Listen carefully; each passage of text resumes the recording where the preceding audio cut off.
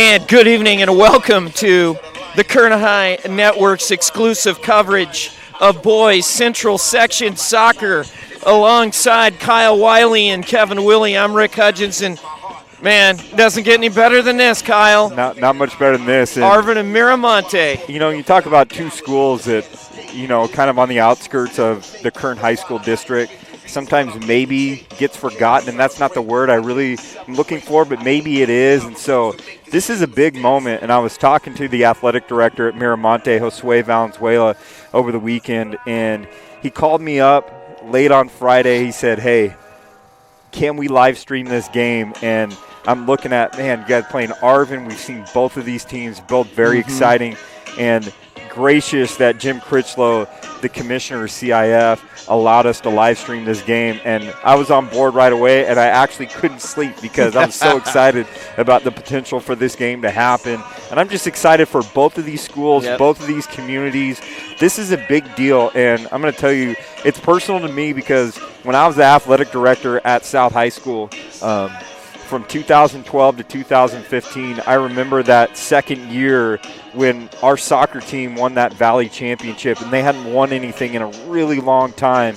And I just remember that sense of pride and glory that it brought to a school. And I think for Arvin and Miramonte, who've been a little vacant on those Valley Championships, that this could be something that is so meaningful and can really just bring energy to a school's culture and climate and campus. It's just a wonderful thing that ends up happening. So I am excited for these two teams that are out here tonight and these communities and what it could potentially mean for them as well.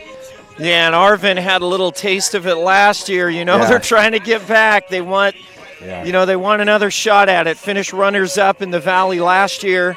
But Miramonte has been an absolute class act this year as well in the SEYL. And both teams extremely well coached. And if we want to talk about it, I mean, you've got, on one hand, you've got Arvin, you've got Jalen Magana, who's an exceptional player, along with Carlos Norzagaray. And on the other side, you have Jonathan Alvarenga, and then you've got the anchor in the back, Rodolfo Prado. Yeah, you look at that. We were able to, you and I were able to watch Shafter and Arvin play, and I told you about the speed of Norzagaray from the football field, and now on the soccer pitch, he brings that energy. And I've been talking with a lot of soccer coaches in town, and when I bring up the name Carlos Norzagaray, I talked with Ty Rose at Foothill. He said he's one of my favorite players to watch because he goes one speed, and that's really fast. And in the notes and in our preparation for this game, they talk about that speed, but I'm going to tell you the things that Jalen Magana can do when the ball is on his foot, breaking ankles. He looks like a point guard in an and one mixtape, what we saw him break ankles the other night. But what a great story for Miramonte, who essentially, if you look at the SEYL, it's been all South High the last few years, and they were able to take down that beast and split in the SEYL this year with South High and get a share of a very, very tough conference as you look at it. Foothill historically has been good. Highlands historically been good. South has been kind of the cream of the crop in that league. So for them to come in and only lose once and to a South High team who is a Division I caliber team and has proved that, is definitely something. You talked about Alvarenga, and he scored a ton of goals. But in talking with a lot of coaches from – one of guy that gets on there, Javier Cervantes, who does games with us, and Ty Rose, and a number of others, they talk about the maturity of Prado and what he brings as he really shores up that center line for the Miramonte Lions. So I'm very, very excited to be out here. You saw these guys early on when they played Foothill, very, very beginning. But what I'm really excited about is the fact that the last time these two teams actually met was December 7th, and Miramonte got the best of them by beating him 2-1. But I'm going to tell you what we saw with Arvin. I think they're hungry, and you talked about them getting back to the Valley Championship because not only are they going to do well, they're going to look at this game and see what's going on, but on the other side is that Lindsay team who sits number 1 in Division 4, and that's what I think they're looking at is they want another shot, Arvin does, at Lindsay to kind of revenge what happened last year. Yeah, and Lindsay coming off a 7-2 victory last week, and they've got Orosi tonight, the number 5 seed. how did these two teams get here? Miramonte, the number 2 seed in Division 4, had a bye, so they defeated Shafter 2-1 in their outing. Arvin has played twice, a shutout of Delano 4-0, and then a big win in overtime over McFarland 1-0. Excited to be out here with you, man. It's been a great season in the Kern High Network. And as this winds down and, starting lineups are announced, I just remember I was very, very fortunate. A semifinal game just means the world to a lot of people. I remember my sophomore year at Rigetti High School in Santa Maria playing football, making semifinals. There's only 4 teams left in your division. The rest of them are at home or watching the Kern High Network, seeing what's going on. So this is exciting. Yeah. Let's take a look at tonight's starters. First for Noah Weber, 17-3-3. Number 3 seeded Arvin Bears. It'll be number 3, Jesus Miranda. Number 3, Jesus Miranda. Number 2 is Jesus Salazar. They will be on the outside as the left and right back. In the middle, number 24, Antonio Garcia, one of the co-captains with Jorge Rosales, number 5. In midfield, in the center, number 19, Jesse Pimentel, and number 17, Ramiro Juarez. On the left wing is number 22, Gerardo Gonzalez. On the right wings, number 18, Luis Lopez. And up front, number 10, Jaden Magana, just a sophomore. And number 7 is Carlos Norzagaray. Jalen Magana, Jr. For Miramonte and head coach Ben Warren with a record of 23-2-4. They start in goal, number 1, Jose Saavedra. On the left side is number 21, Francisco Garcia. On the right side in the back is number 8, Cristobal Vizcarra. The center backs, number 5, Rodolfo Prado, and number 24, Aiden Fajardo. In midfield is number 7, Victor Olide, as well as number 14, Cesar Calderon. The three forwards on the left will be number 6, Victor Murillo. On the right-hand side will be number 17, Alejandro Guzman. The support striker is number 11, Omar Reyes, and up front with 70 points on the season, the sophomore number 23, Jonathan Alvarenga. I'll tell you this, I talked with Coach Ben Warren earlier today, and he was telling me that Rodolfo Prado and Omar Reyes are kind of the cogs, the senior leaders on their team that really make this Miramonte Lions engine go. And I got to tell you that, for all the great scorers in history, there's always a good passer right behind them. So I know Alvarenga is counting his lucky stars that he's got those two that are setting him up very nicely. Oh, yeah, definitely. 8 assists this year for Omar Reyes. But one of the things that impresses me so much about Miramonte is their depth and their ability to bring people on and not lose any production, especially in the assist department. A well-balanced side taking on a hungry, tough, gritty, defending runner-up Arvin squad. It should be spectacular. Well, let's listen to the national anthem.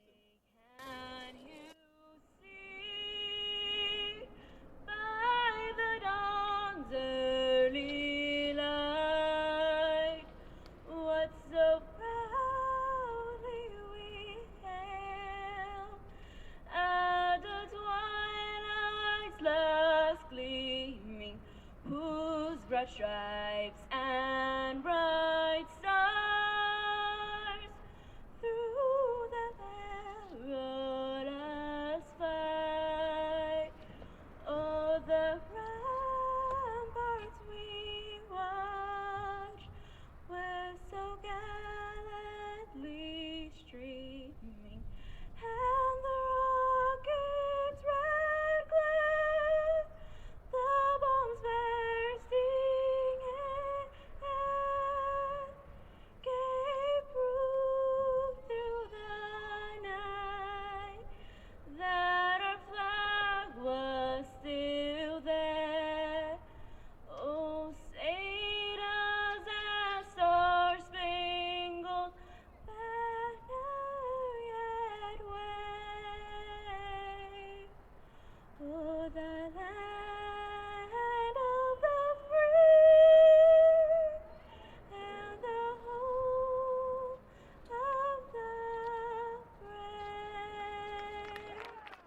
Well, one thing that we must bear in mind is that these, as you mentioned, Kyle, we talked about it, these are the last two boys teams standing in Kern County. I got to get it up for the young lady right there who in this freezing weather right here is getting out there, and what courage. You know, one thing what I love about high school athletics is when students are involved in the whole makeup of the process of it, and when you have students out there singing the national anthem, it touches me. I really like that. That's a great aspect. So well done, young lady out there, for singing that in this freezing cold weather. And definitely one of the most difficult songs to sing, especially a cappella. Yeah, absolutely. So, yeah, hats off to that young lady from Miramonte.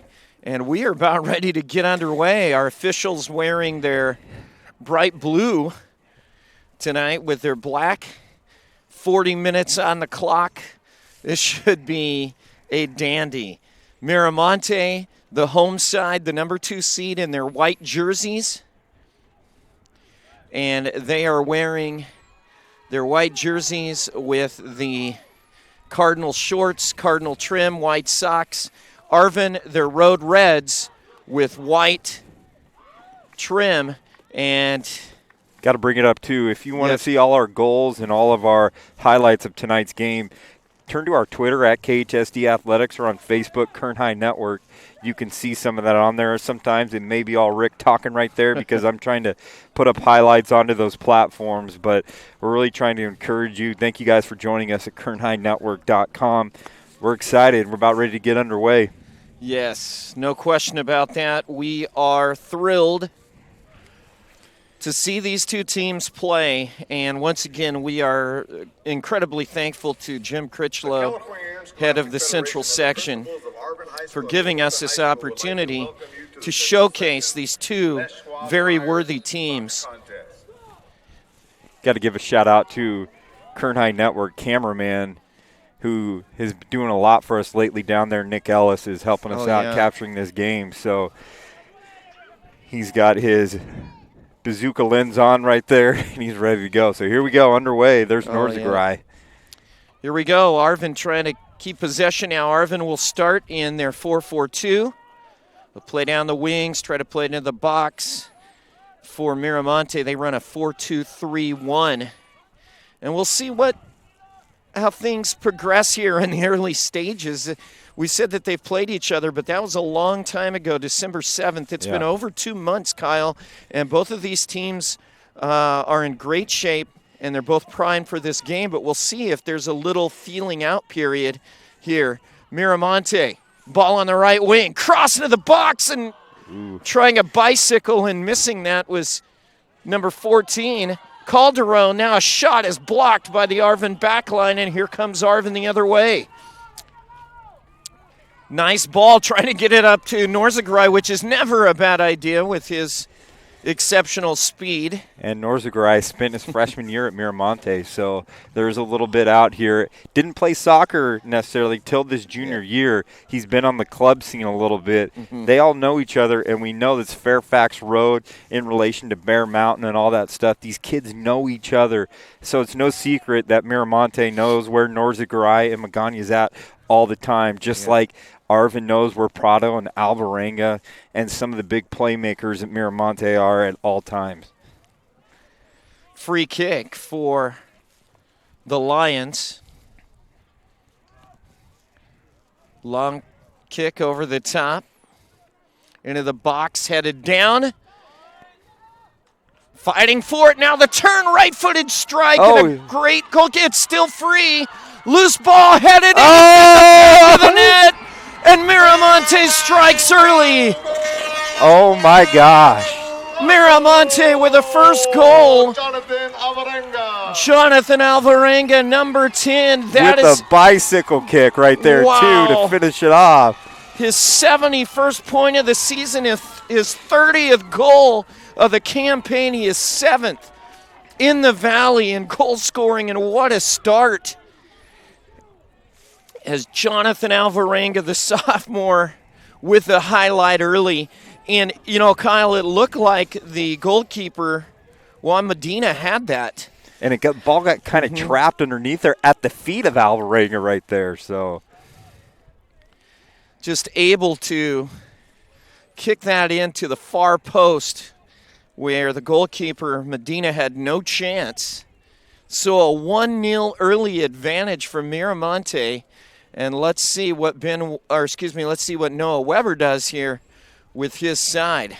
This is a time when you really need the defensive captains like Antonio Garcia to step up and make sure that his team is focused and on board. They got to shake off that first goal, Kyle. I got to give props to Kevin Willie right there, who's able to capture that so nice. That Alvarenga bicycle kick. Wow. Speechless, man. That better be on Max Preps. Hey, I put hashtag SC Top 10 right there. You know that's a big-time play right there. So, free kick. Here is Rodolfo Prado, but he's going to back away. It'll be number 11, Omar Reyes, the playmaker. 7 along the 18 for Miramonte. Nearly all hands on deck for Arvin. Headed down and right into the path of Juan Medina, so he's able to save that one. Rodolfo Prado had his chance right there, and you see his size, and you know he wants that back because I think he rushed that header a little too quickly, and I think if he just takes his time, settles it, and delivers a nice, confident shot right there, but maybe the magnitude of this game, I don't know, that kind of goes in there, but wow. Try to play it up the right side and out of place. It'll be a throw-in for Arvin. Network. Thanks to Kyle Wiley and his crew, tonight's game will be live streamed. You can catch highlights. Throw in by number 2, Jesus Salazar. And it'll be a throw in for the Bears. Well, both crowds continue to file in here. And now loose ball still in play, battling for it, and it'll be a throw-in for Miramonte. So a 1-0 lead on the goal by Jonathan Alvarenga. Make sure you go to Twitter at KHSD Athletics because that goal is, I could watch that 100 times right there. That is pretty impressive, the movement. And now throw-in for Arvin, last touch by Miramonte. And I'm excited about the goal is already uploaded. I'm excited about this crew that we have too. I think we had them at Shafter. High School District Athletics, KHSD Athletics. We had this crew at Shafter and Arvin, and they call a good, clean game. And do you know what I like about them? They disappear. Yeah. You don't know that they're out there. And for a game of this magnitude, it's important to have them. Yeah, that's an excellent point. Let the players decide. They've made it this far. Everyone's worked hard. Here is a free kick into the box. Knocked down, free ball, and Miramonte able to clear. Nice free kick into the box. And I'm going to tell you, Magana is known for his ability to what he can dribble ball, score at any time. But that ball that he just delivered right there, they're going to use him for free kicks. They're going to use him for throw-ins. They're going to use him for those things because you know what? Sometimes when your best player is your best player, he's probably good at almost everything on the team. So. Yeah. Ooh. This ball, good defensive play there. Here comes Miramonte trying to work up the left. Now back to the middle. You had Fajardo right there with good defense as he does it again right there as he's kind of disrupting it a little bit for Arvin. It's great. Look at his size there too. Yeah. They got a good combination of length at every level for Miramonte. Yeah, that back line of Prado and Fajardo in the back. Done a solid job for head coach Ben Warren the entire season. And now a free kick for Arvin, trying to hurry with it. Headed out of play. It'll be an Arvin throw-in as they come right back looking on for the attack.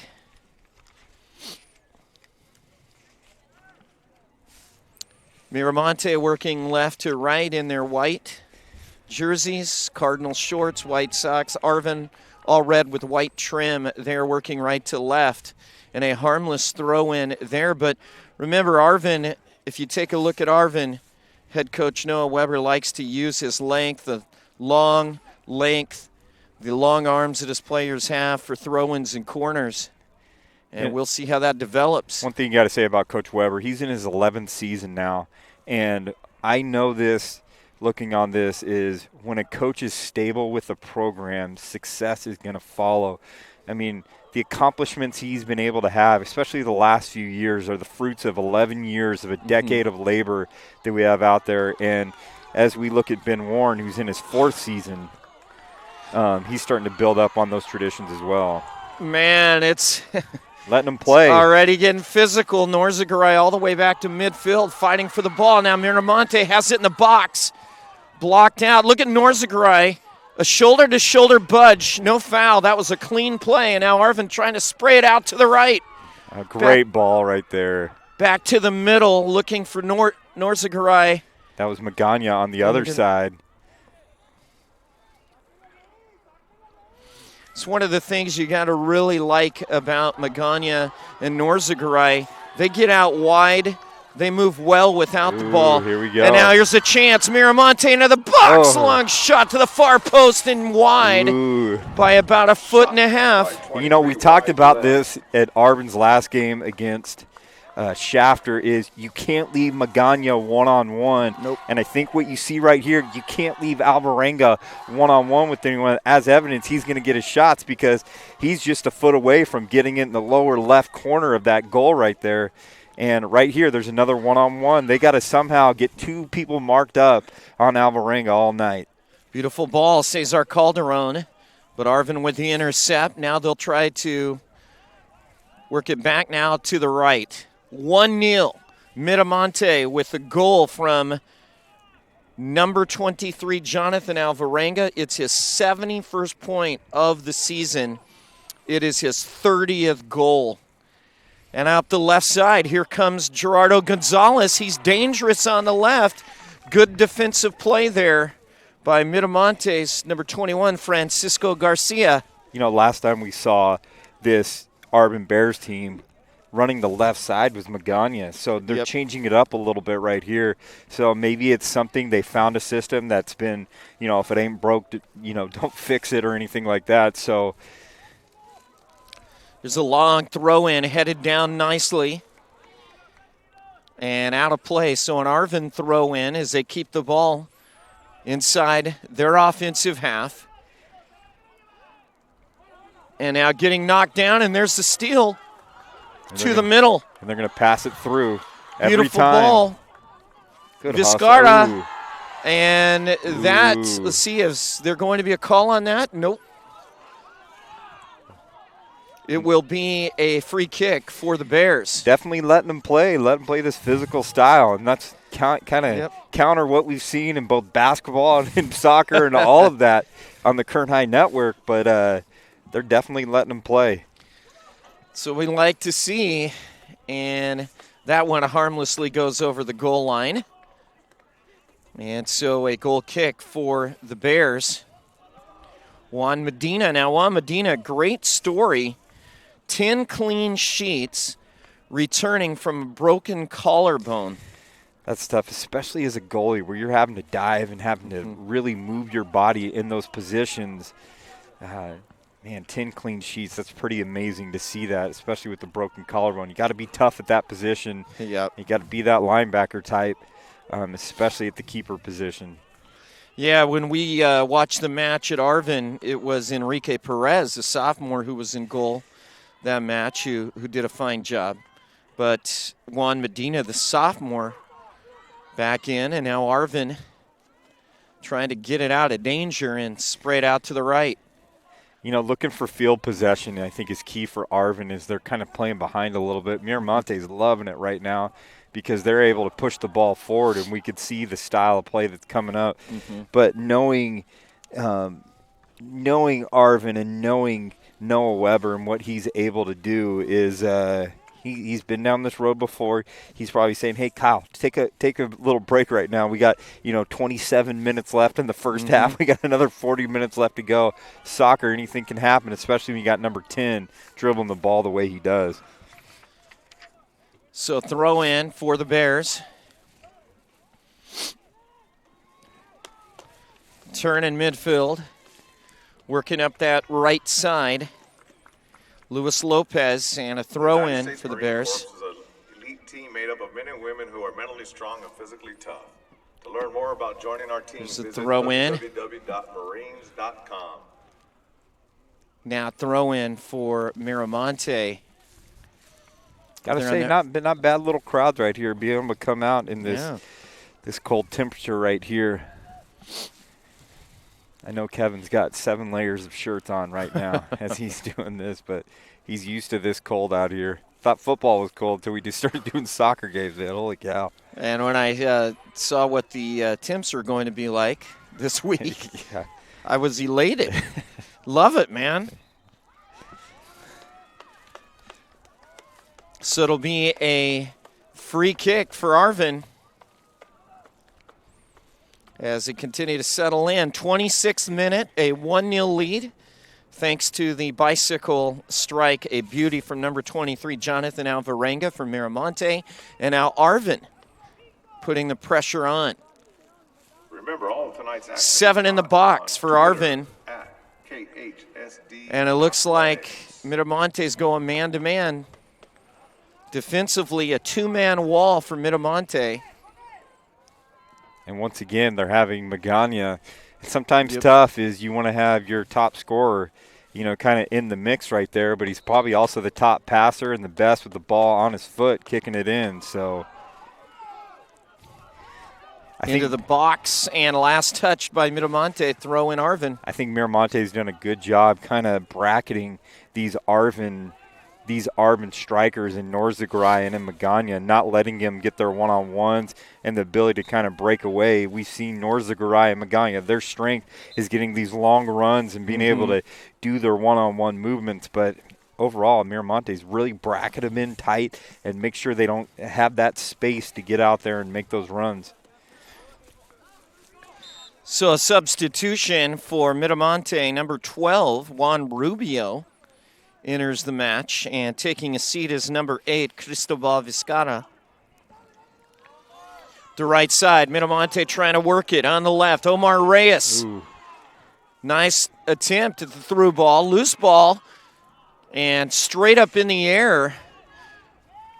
See, that's right there where And the Lions come away with it. Sorry, Kyle Strike, and harmlessly I into think the the hands. Arvin keeper's got to be loud and vocal right there, really letting know his defenders where they're at. We got to be able to hear him, and he's got to come out with aggression and anger, not only with his demeanor and his body language, but with his vocal cords as well. So that'll be curious to see how it got. And we talked about that.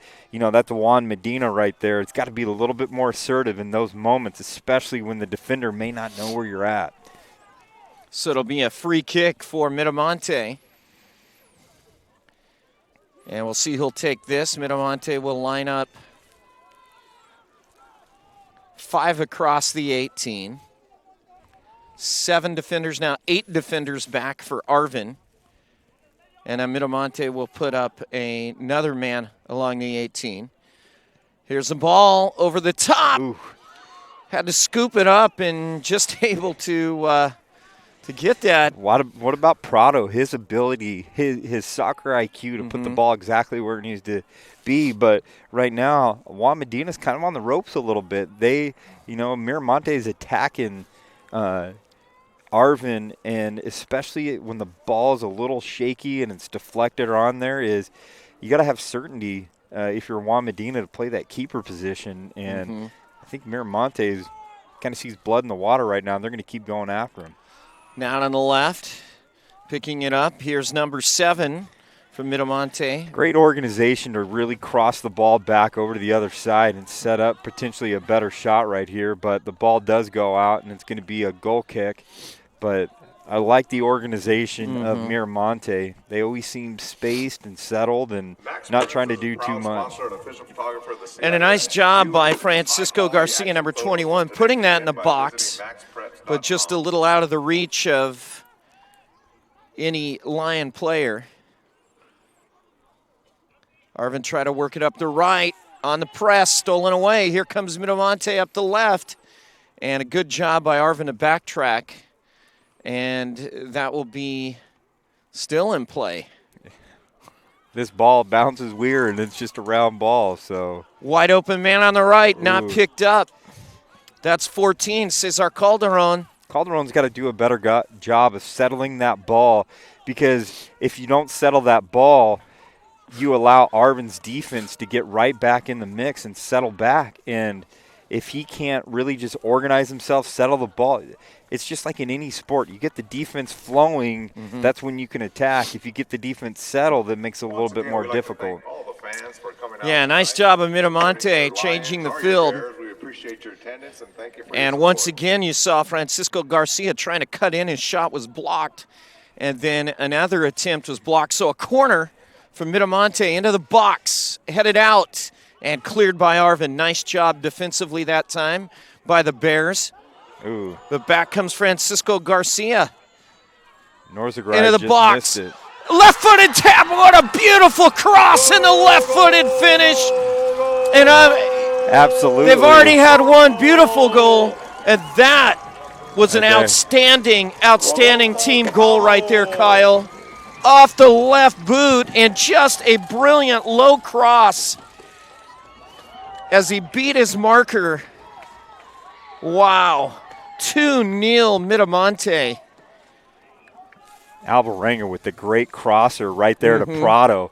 I mean, that is just absolutely amazing. And, wow. And we're talking about a center back who comes all the way up into the play and just a perfect run, beat his defender, and the cross from Alvarenga right on the money and past Juan Medina. 2-0, Miramonte the lead. Here they come up the right side now. Calderon battling against Jesus Miranda. Marked well, it's getting physical. You see how this affects Arvin now, down 2, not down 1. Still plenty of time. We are just inside the 20th minute. Wow. 2 outstanding goals. But 2 outstanding players that we've looked at, Prado and Alvarenga right there, making it very, very difficult. This area right here makes me nervous. The ball is bouncing all over the place, and if you're a goalie right now and you're down 2-0 and all of the momentum is going Miramonte's way, he's got to find a way to shake that off and just hang in there. And the defense is also, not only is it the keeper, but the defenders are getting a little nervous too about the ball coming out there. But they got to figure out a way to get settled and get a goal and make this a 2-1 game. Going into half, these next 20 minutes I think are absolutely critical, or 19 minutes are absolutely critical for Miramonte. There's Reyes on the For Arvin, spin, excuse me. trying to spray it out to Francisco Garcia. Off Miramonte, Arvin has it on the left flank. And that should be a foul, and it will be as Jalen Magana was held. But what an approach. You got both Francisco Garcia and Aiden Fajardo that are marking up Jalen Magana. And you know what? I don't mind that little foul right there because it allows them to settle back. They probably know that Magana is doing all the free kicks anyways, so it allows them to get back, mark up whatever defender they have, and ensure that Arvin doesn't get on the board. Here's Magana. Great ball. Great ball into the box. It was loose, but Miramonte able to clear near midfield, and now Arvin will try to settle. Jesus Salazar, nope, they're going to call a foul against the Bears. So it'll be a goal kick into the 18th minute and a 2-0 lead. Jonathan Alvarenga with a goal and an assist. Rodolfo Prado with the goal from Alvarenga just minutes ago. So I think if I'm, Coach Noah Weber and I go into half, the obvious is you got to know where Alvarenga is at, but maybe make that adjustment that we always have 2. I mean, we see it with the likes of the best in the world. Messi sometimes has 3 or 4 defenders on him, and he still gets a hat trick. But the other thing, too, is on those corner kicks and those set pieces, if I'm Arvin, you got to know where Prado is, because on 3 set pieces, they've gone right to Prado. And look at those crossers, because even on those crossers, what are they looking for? Number 5 Prado right there, because he's probably the most headsy, a little bit taller than the others. So, yeah, extremely intelligent player. Now with 11 points on the season, but he does so much more than just scores points. He is the glue on the back line for head coach Ben Warren. And the pressure getting to Arvin a bit. Now they'll try to play it out. Good job by Magana to the middle, intercepted. Ooh, they're letting him play right there. I thought that could have been a foul, potentially a yellow card right here, especially on a guy's blind side to knock him like that. But, you know, all it takes, though, is 1 goal for this Arvin team to be right back in the game and shift the momentum. And they have to weather this storm right here. A lot of physicality going on, and it's called right there. And I think they're kind of seeing what they can get away with right now, honestly. And I don't fault these kids right now. Is they're playing physical. They're playing according to the official and the dictation of this game. But what I would hate to see is that an official make a call at a costly time later on because he's not calling it right now. Hey, and show that inconsistency that you have. I wholeheartedly agree. Ramiro Juarez knocked down, and that was a beautiful chance, but blocked. Hot chocolate. And it will be a goal kick. It looked like it was deflected off Miramonte. Maybe I saw something a little different I right thought, there. you see, that was my first inclination as well. It looked like it went off a Miramonte player, but none of the Arvin players are disagreeing No. with that. So maybe we're just old and we're ways away and we can't see what's out there, man. No. Arvin needs to really use number 22, Gerardo Gonzalez on the left, into the middle.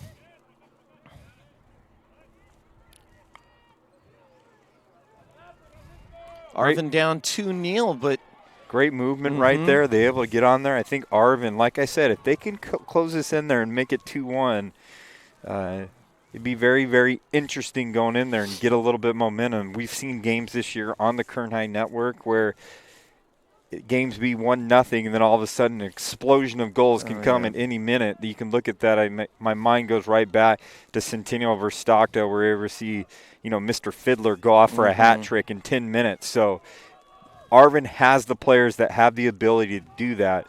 So if Magana can get going and Norzaguray can have his runs like they're very, very dangerous, and there's a reason why they're a semifinal team. But beautiful ball to Calderon, out to the right. He's offside.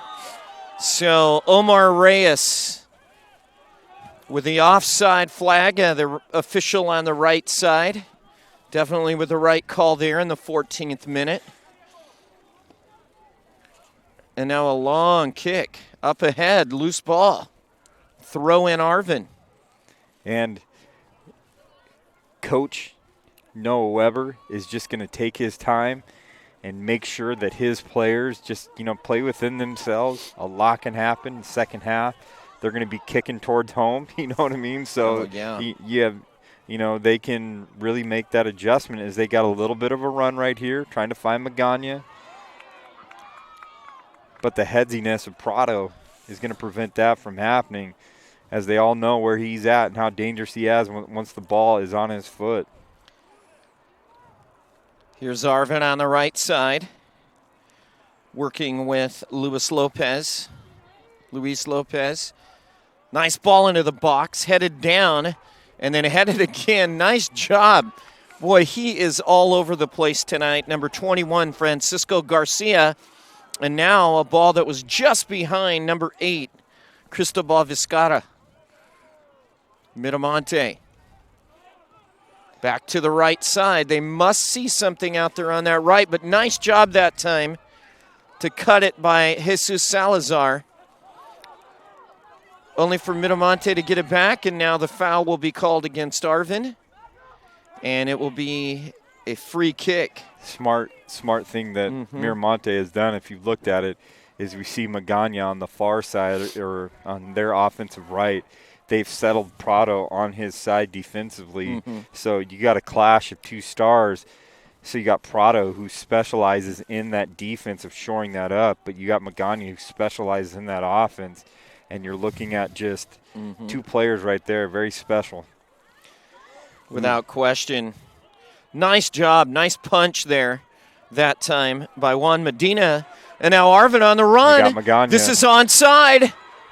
This is onside. Cut inside Magana. Ooh. Chance saved. Loose ball coming back. Chance again and another save. Ooh. Oh, my goodness. And it is going to be a corner. Wow, in the midst of all of that. Arvin. Well, you know what? I got to tell you, I was giving Prado all the kudos right there, but you see how dynamic one-on-one situations with Magana are right there. He had a great shot on goal and unfortunately missed it, but, I mean, special kid, just a junior. Look what he's able to do. Magana into the box, headed down, loose ball, and just cleared outside the 18, but to an Arvin player. Arvin trying to push through. Good battles all over the field. And I'm going to tell you right now, even though they didn't score, that could be a huge momentum boost for Arvin and what they needed, that they can compete and win those one-on-one matchups. So if I'm Coach Weber, I'm going to be looking for those one-on-one matchups, how we can get more of those and get the star players involved in those matchups. To the middle. Pass nearly cut, but good job to get it back to Salazar. Now Salazar into the middle, put it out to the left side. That's number 14, Leo Gallardo, who's in now. Plays it to the middle, sprays it out right. Finding his man Magana. Magana, and that'll be a throw in for Arvin. Arvin really growing into the game. Down 2-0. But still putting on the pressure. And it's plays like this right here where Magana is such a player. Beautiful ball chipped in the air and a miss header. And now Miramonte may have numbers. They may have the break. It's a 3-on-3 out to the right side. And they got two settled back down on Alvarenga, which. Beautiful ball by Reyes into the path of number 7.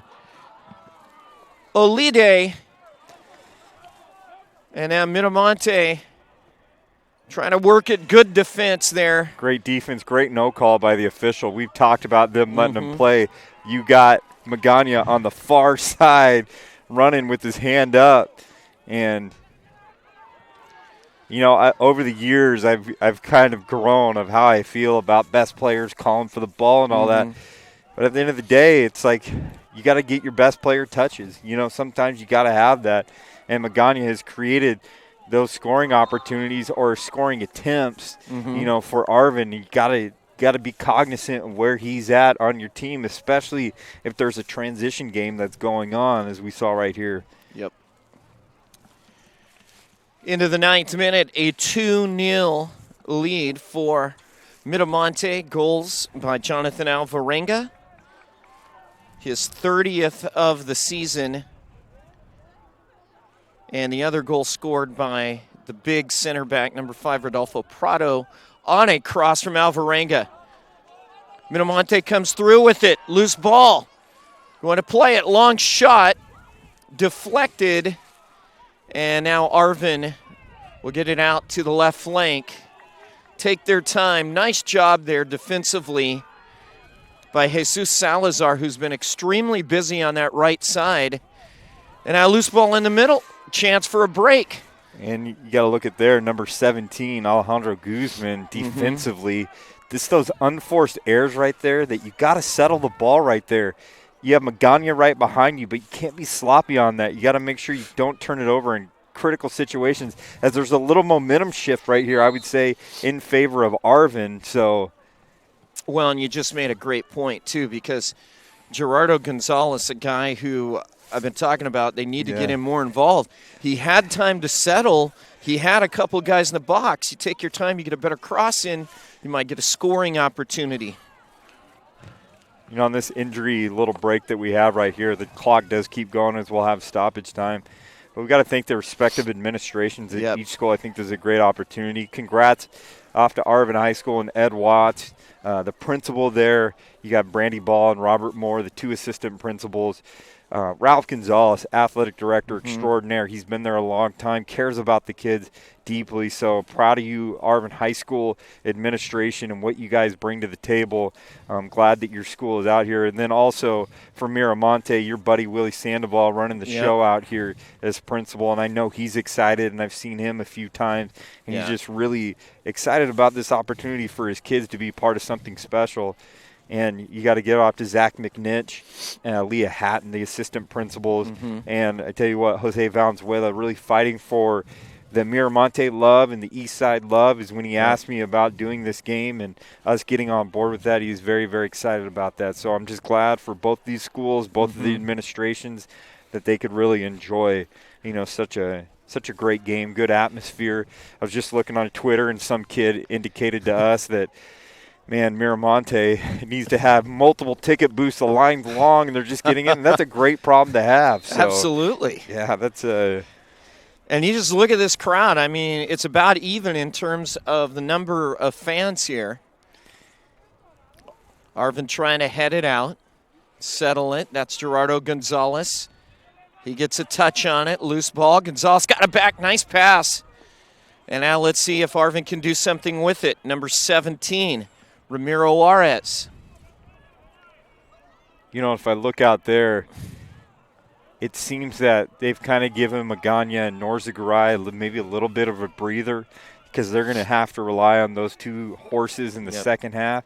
I'm going to tell you, if they can sneak in a goal right here with their backups, that's what they need, because I do think that Norzaguray or Magana is going to have a game-changing goal in the second half that can really add to that element. Too good of players not to have that. Nothing against Miramonte and their defense, and they could prove me wrong, but you have 2 players like that really makes a world of difference. At Les Schwab, we take pride in doing the right thing for our big-time players show up title sponsor of CIF Section Championship. in big-time games. Nice job to change the field by Prado, and you see he wears the pink armband as the captain. Working up the left side. Beautiful. That was a beautiful dummy that time. Into the box, headed away. Great defense right there. Yes. And now Arvin trying to break ahead, but Miramonte, Rodolfo Prado there to clear it out. And I think that was Magana. I still think he's in that game right there on that right side, but a lot of respect for Magana and what he's able to do. And there he is, into the middle. Things like nice that. Nice header. Settling it down, delivering a nice pass. It's just things like that make him such a special player. Yeah. Arvin's just a little off on their passing. We've seen a great job by the Lions. On the short pass, but let's take Magana out of the game. I think Magana's had a beautiful job passing the ball, and he's doing a great job. They just got to shore up the short-range passing that we see right here. And Miramonte is really executing on these free kicks right here. You know Magana is going to be in there, but they're taking Magana out of that equation because he's probably their best free kicker. Sets up like that. Magana into the box. Loose ball. Still loose. And Magana will get it back. Nice job to play it to the middle. Rosales out to the right. Nice hustle. Arvin with a cross, headed out, corner kick coming to Arvin. I really like Eduardo Juarez right there. He's got a great game. He brings a length. He brings kind of a moxie. He's just got that, you know, he kind of has that direction. You can tell he's one of the leaders out there, but it looks like it's probably going to be Magana again on the corner. They offer more brand, styles, and sizes and colors. And these set pieces are huge. To raise your game to the next level. Here's the corner into the box. Nice job by Miramonte. Still not out of danger. Arvin will try to head it back in. That was Gerardo Gonzalez. Now headed up in the air, and finally Miramonte comes out with it with we are in the 2nd minute of stoppage time. I think everyone knows when Alvarenga touches the ball, something special could happen right here. Nice ball by Alvarenga to number 12. I'm going to tell you, Rubio. on those set pieces, and I don't ever claim to be a soccer guru or anything, but on those set pieces, if I'm Arvin, I'd like to see Eduardo Juarez in the mix on that. He's got the size, he's got the moxie, he's got the physicality. Mm-hmm. Give him a chance with his length and his size to get in there and get a nice header for the Bears. Yeah, number 17, Ramiro Juarez. Tough game here. And really the difference, it seems like, of course, it's 2-0, but in midfield is where the battles have been won more so by Miramonte because they've been able to spring their guys with the chances. We are in stoppage time now, so there was a little bit of an injury early on. Mm-hmm. If they can get a goal in this, I think Arvin's got a good shot. Get that momentum in going into the half. Long ball over the top. Josue Hernandez in now for Miramonte, number 2. Throw in Arvin. As Kyle mentioned, we are in first half stoppage time, a 2-0 lead, thanks to goals by Jonathan Alvarenga. And then he set up his captain beautifully, number 5, Rodolfo Prado. So 2-0, but Arvin has really been on the attack here lately. Refs have called very few fouls and no cards administered yet. A well-played game so far. And I'm going to say this, I'm a fan of physical play, but I thought there should have been maybe 1 or 2 fouls that could have been called in the midst of that, even possibly a yellow, but they're allowing them to play, as you said. So it'll be a throw-in on the far sideline for Miramonte, looking for a 3rd goal before halftime.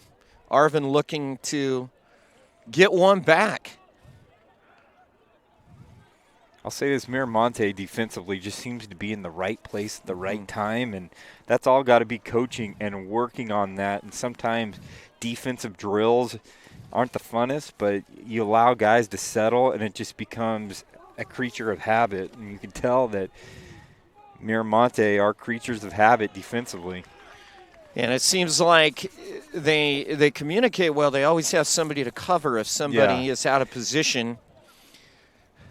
And that's commitment to the team, and that's commitment to, doing it the right way. So here's Arvin now, trying to get one back. Out to the right. Good job of pressing there. Fighting for every ball is Miramonte. Into the middle. And you can't have these wasted passes and these wasted movements, and this is deadly right here. And this is dangerous. Here is Alvarenga, and a great defensive play in the back there by Jorge Rosales because he was coming. He was breathing down Medina's I think neck. I think number 3, Jesus Miranda, was actually – I'm not completely blind yet, sir, but I think it was Jesus Miranda that fell back defensively right there, was able to prevent that from going on there. It could be number 5, but I think it was Miranda in there that was able to stick his neck in there. Now a chance for Arvin. Can they do something with this? Here comes Magana out to on the left right. Here's side. Magana up the right. Well, Magana's down here on the near side because he's crossed it back over. So it's going to be Miramonte ball. A lot of stoppage time. Yeah. Remember, we did have that injury that added some time briefly that was on there. So free kick for Miramonte. 2-0. And just waiting on the referee's whistle to end the first half of this Division 4 playoff matchup between the number 2 seeded Miramonte Lions and the number 3 seeded Arvin Bears. Arvin got here by defeating Delano 4-0 and then a 1-0 overtime winner over McFarland last week. And McFarland's no slouch at all. Nope. As we've seen them the last few years, they constantly competing for those Valley championships. So, yeah. Ooh. Beautiful ball out to the left. Can Arvin get one back? Gonzalez, the cross. Down Noisagaray. Ooh. Oh, and just wide. That was that was Magana. Magana, and you can tell that he settled the ball down right here, and he just asked the center official, hey, do we have another chance to get that in there? And they're hustling to get the ball, but Magana settled it down and got tipped just a little bit. And a beautiful cross time by Gonzalez. Took his time, absolutely. Right on the money. Now here comes the corner. Chance for Arvin to get one back. Headed down. Shot sails over the bar just inside the 18. And we have reached halftime at the Lions Den. 2-0. Miramonte leads Arvin in this Division 4 semifinal. The winner to play the winner of first-seeded Lindsay and number 5 Hiroshi. And we will take a break only on the Kern High Network. Great time to make your way over to the north end of the stadium and get something warm to warm yourself up. Hot chocolate. Every team trains hard. Every team prepares to win. But when U.S. Army soldiers take the field, it's best if the other guys don't bother showing up.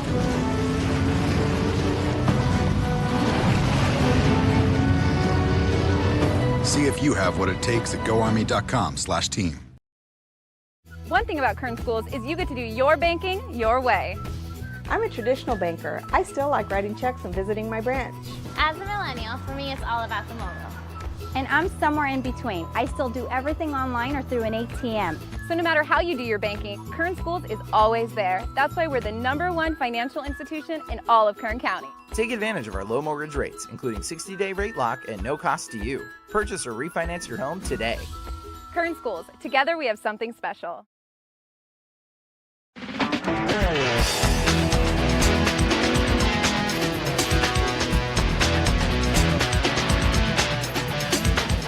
This is where we're going to train the kids to actually get jobs in the industry. We're going to give them the basic tools that they need, also the skills that they need to understand where they fit into the industry. All the animated things, because we have everything that we need in the scenes. They are learning the principles of animation, Photoshop. They're learning how to animate in 2D and 3D. And when you swap to that shape, then you're just going to drag these over here. The storyboard aspect of creating basically the skeleton of the story, and then just sort of directing people in my vision of what I want in the story. And it's also giving me the advantage of Mr. Pollard, since he's worked at so many companies, being able to put it in my resume and be like, this is the art direction I've received.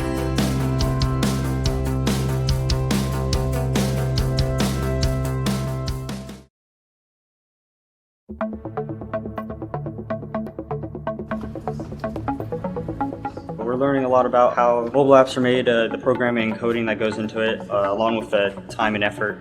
Along with that is also the entrepreneurship of the class, learning how to run our own business. We're also learning basic marketing skills, people skills, graphic design, and social media marketing so that they can freelance, they can work on their own, they can apply for a job, they can go to BC or Cal State or any other university who offers programs that are specific within the mobile app development concentration or business concentration. With my future and career, I do plan on being somewhat of an entrepreneur, owning my own business, sort of a clothing brand line. And so this will definitely help me out with possibly an app for my company, and the entrepreneur part helping me be able to run my business as smoothly as I can make it go.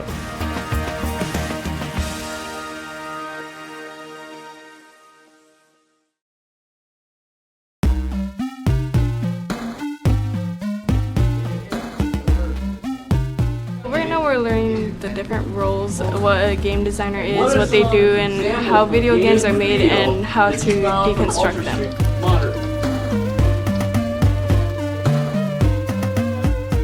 We're also going to be teaching the hard skills, which includes learning the Unreal Engine. And what the Unreal Engine is it's a game development tool that students will be able to use to make their very own video games. And this is something that actually industry professionals use every day to make some of the top-selling games.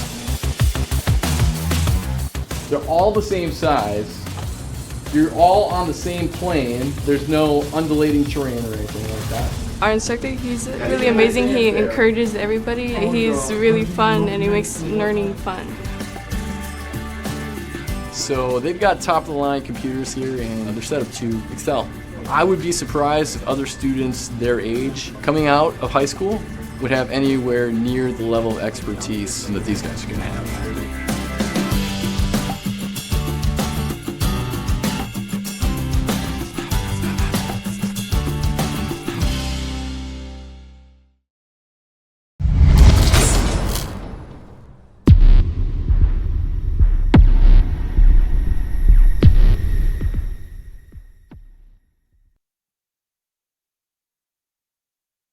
Welcome back. Yeah, you got it. Oh, and welcome back to the Kern High Network's exclusive coverage of Central Valley Soccer Boys Division IV, and a dandy so far. I mean, we look at the scoreboard, Kyle. Yeah. It's 2-0 Miramonte, but really, Arvin really started to come alive and just missed a couple of opportunities late in that first half. Yeah, absolutely. And I think you and I both know that there's so much talent out there. You know, this is the first time I've seen Alvarenga out there and Prado and this Miramonte team. I'm just extremely excited about what they have. But I think if I'm Arvin, I'm just telling my team, Coach Weber, hey, guys, just relax, just settle down. And the momentum at the end of that first half, and the score may not be indicative of it, is started shifting towards Arvin as Magana started to get his touches and his opportunities and his one-on-ones and some of those things like that as well. So very, very excited to see how Arvin can respond. And I'm excited for Miramonte, and I'm using the word excited way too much right now, very repetitious with that. But I just love seeing two schools that haven't won Valley championships in a while have that opportunity to make a run at it and go for it. And being at a school that, before we're on a 20-year hiatus, and being able to see soccer be that glue for that community at South High School, where it was a popular sport and had the right people, the right personnel at the right time. I know what it does for a school, and I just hope both these schools can make an opportunity at that Valley Championship. I do know that one of them is going to lose because they're both not going to go on to it, and that's the unfortunate part. But I just love being able to see that out there. But I'd like to see Norza get back into the game. He's a little out of sorts a little bit. And one thing about Norza, he's predicated on speed. And what I started seeing a little bit is some of that physicality, the wrong football, he's playing right there. He's got to get in there and settle, play speed, do his things that he's got to do in order to be effective. And really, if you take a look at the two goals, the midfield battle is such a crucial part of it. And Miramonte won a number of those midfield battles. We also saw some trouble in the back line, passing, like you mentioned, the short passing from the back to the front, Arvin trying to work it out. But passing's a little better. Arvin's going to get more opportunities, I think, and they've got to win some more of those midfield battles, which, if you take a look, the last 7-8 minutes, they really did start to pick it up and win some of those battles. Huge momentum shift, that's for sure. One thing I want to say, Rick, before we get into the second half and start to break it down, some of the other events we have coming up this week on the Kern High Network. On Friday, first time, all year that we're going to be able to cover girls playoff basketball as it gets going. But Shafter, the first time we're going to cover them, they're like on a 23-24 game winning streak right now, and they're going to be hosting the Liberty Patriots. So it definitely is in Division II quarterfinals, because the first game they all receive byes. And if you look at that Division II girls basketball, very, very meager in kind of the weird way that things work, where 2 up, 5 down, 5 up, however it goes. So just how that Division II has kind of happened this year. So be able to watch that on Saturday. Very, very excited. Very, very fortunate. Once again, in all these playoffs, CIF has allowed us to, Mr. Critchlow has allowed us to broadcast these games and these events. But we're going to be at North High School in CIF Central Section Masters Wrestling, which next week is the state tournament. And we're going to see the likes of some special wrestlers. And the best wrestlers in all of the state of California are going to be out there. Buchanan currently ranked number 1 in the state. Selma ranked number 3 in the state. There have a ton of people that are going to be in the finals. And one thing I was talking to you about is Seth Nevels, who's a Penn State commit. And if you know kind of the wrestling scene, everyone's probably heard of the name Cale Sanderson, who's a 4-time national championship at Iowa State. He is the head coach at Penn State. Seth Nevels from Clovis High School has committed to Penn State, where he does have a brother that's there, and he is going to go after state title number 4 as he's won 3 from his freshman to his junior year. Just excited that we're able to cover that. Special athletes, special players, all part of the Kern9 network. But let's get back to this game and we look at that. I know you want to talk about it. I know, man. I mean, I'm thinking, gosh, 4 times. How do you stay in that kind of shape? And just to get back and to try and win it 4 times. And he's a heavyweight too. And you talk about that kind of shape, being that big and that dominant. And I think, you know, I was looking at his stats. I was fortunate to be able to talk with his dad this week, and his dad, you know, sent me a little picture of one of his brothers is a 3-time state champ, another brother is a 2-time state champ, another brother's a just to get it once is great. But now, very special to be able to see that. Only 2 times that we have able to see that. Daryl Vasquez for BHS was the first to go 4-time state champion, and then last year Mejia at Clovis West, he was able to do that, and we were able to cover that at East High. But here we go.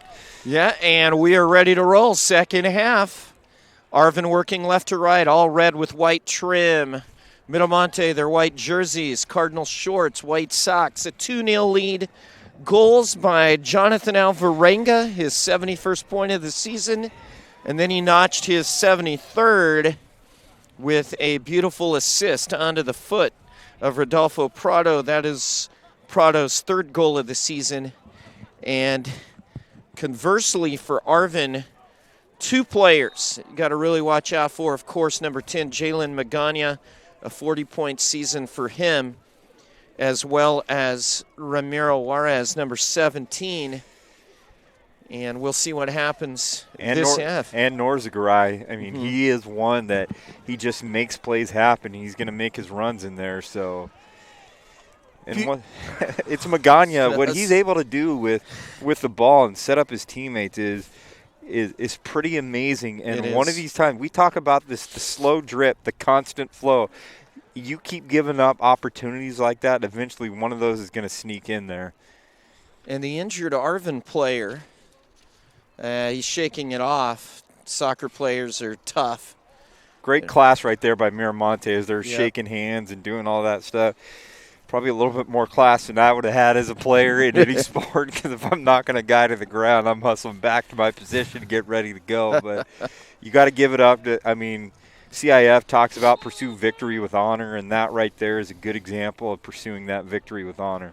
And you mentioned that, a number of these guys know each other, so, they're breaking bread on the weekends. And right down the street. Yep. For you younger audience that doesn't know what breaking bread means, it means they're eating together. So I just want to make sure you guys understand the English teacher and his isms right there, which is great. So it'll be a throw-in for Arvin. Down 2-0, just underway, second half, 38th minute. And there's the free kick.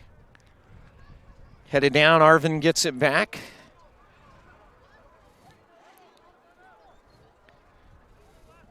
This will be Luis Lopez.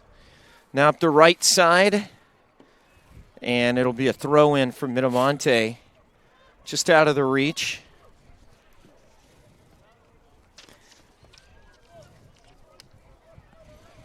And the wind starting to pick up a little bit here. It is chilly. Out to the left side. Now to left flank. Moving it up. Good control there. Excellent control. Great ball right there by Alvarenga. Into the box. Loose ball and just able to snag it to his left. It looked like it was just behind him. Was Juan Medina.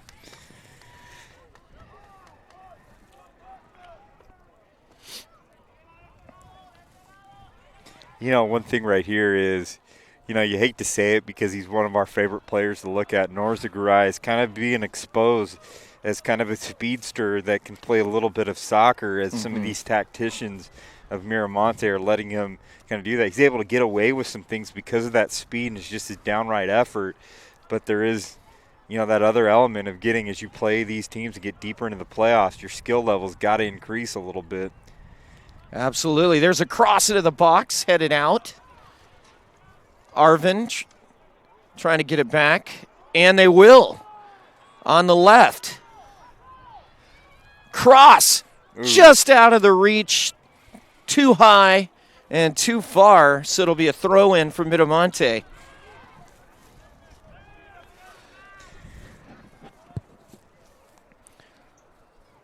Long throw-in, race for the ball. Good job by Arvin, but Miramonte comes away with it. Ball over the top, and that one is too far. Omar Reyes wears that band on his left hand. It's a light-colored band indicating that he's also a captain, a senior captain right there alongside Prado.